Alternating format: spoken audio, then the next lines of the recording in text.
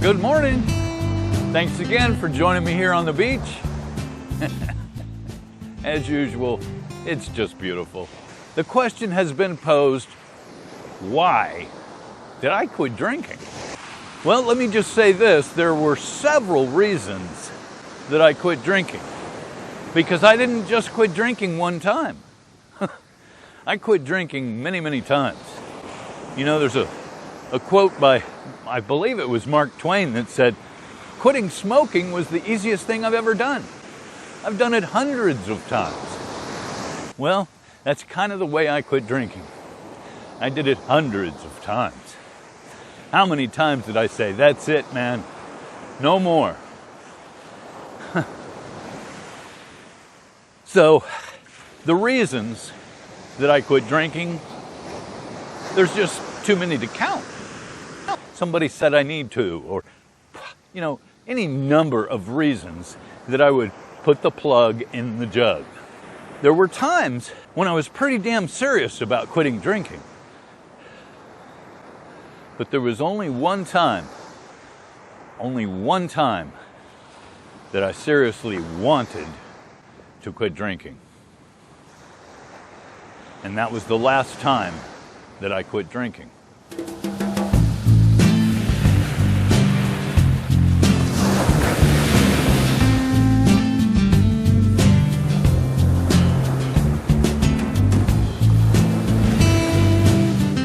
First time that I ever attempted to get sober was because I'd been kicked out of the house. The wife said, no more. You got to quit drinking before you come back home. So I went into recovery. Now, when I say that I went into recovery, it doesn't mean I was very serious about it. I just went into recovery. I began recovery. It didn't stick. I wasn't there for the right reason. I was there because somebody else wanted me to. I didn't want to quit. I did not want to quit drinking.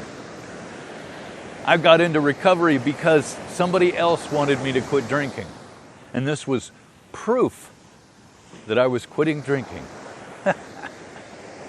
I even used the excuse that, you know, when I slipped, she'd say, hey, I thought you quit drinking. And listen, it's part of the program. It's called a slip. Come on, man.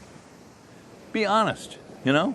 I continued this charade of wanting to quit drinking, but not really wanting to quit drinking.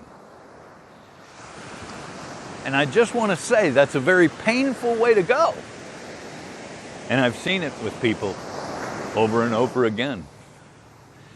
It's nothing new. Nothing new at all. This leads me into another topic, which is motives.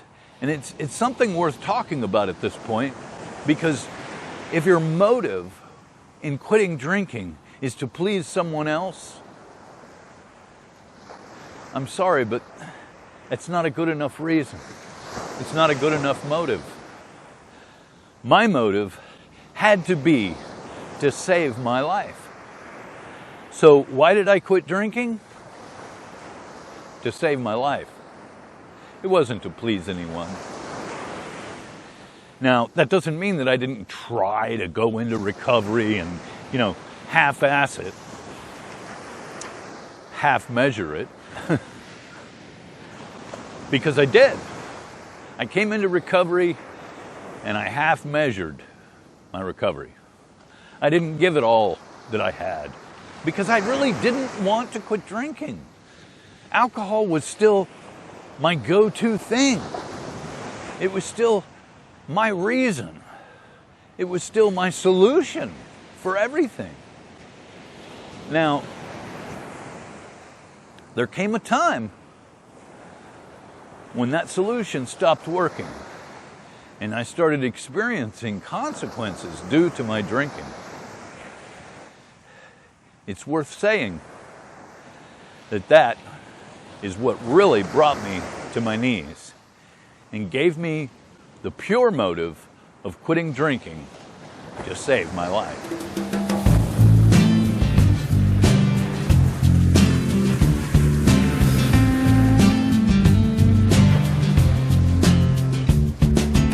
the original reason that I came into recovery was to just get people off my back about my drinking. Because it wasn't just my wife. It was my parents, my sibling, some of my friends, cops, judges, counselors. They were all telling me that I needed to quit drinking. So I went into recovery because all of them were on my back about my drinking. But I didn't go because I wanted to quit drinking. I went into recovery to just appease other people so that they would leave me alone and I could go back to drinking the way I wanted to. That is not a desire to stop drinking. I'm sorry, it's just not. You know, even my kids were trying to get me to quit drinking. And when your kids are pleading with you to stop doing something, you make an attempt. And that's what I was doing, was making an attempt. I was attempting to quit drinking with the motive in mind to please other people. That's just not enough. It's just not enough. So what happened? I continued to drink, calling it relapses. But I was always gearing up for the next drink. I'd put it down for, 6 months, up to 2 years one time. I put the plug in the jug and did not get myself really involved in recovery. I was on the outskirts of it. I've heard it said that the protection is in the middle of the herd. Think of a herd of, elk. And there's a mountain lion trying to get to the baby elk. Well, where's the baby? Certainly not on the outskirts of the herd. The baby is smack dab in the middle of the herd where it's safe and the lion can't get to it. That was what I had to do. I had to get in the middle of the herd. But not until I had experienced enough pain in my life, enough consequences, to really and truly have the motive of wanting to quit drinking. So if you're having the thought that, maybe I might want to quit drinking, I wish you the best of luck. But when you really and truly are you're done. I used to say, I'm like a cake, man. I am done. Until you're truly done drinking, it's going to be very, very difficult to be in the herd of recovery.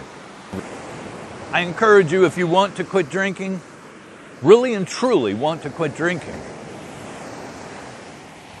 then get into recovery.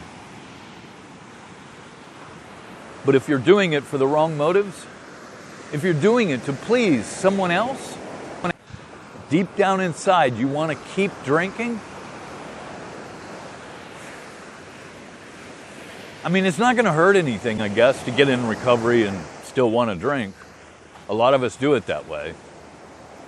But it's probably not going to stick until your motive is pure, that you want to quit drinking.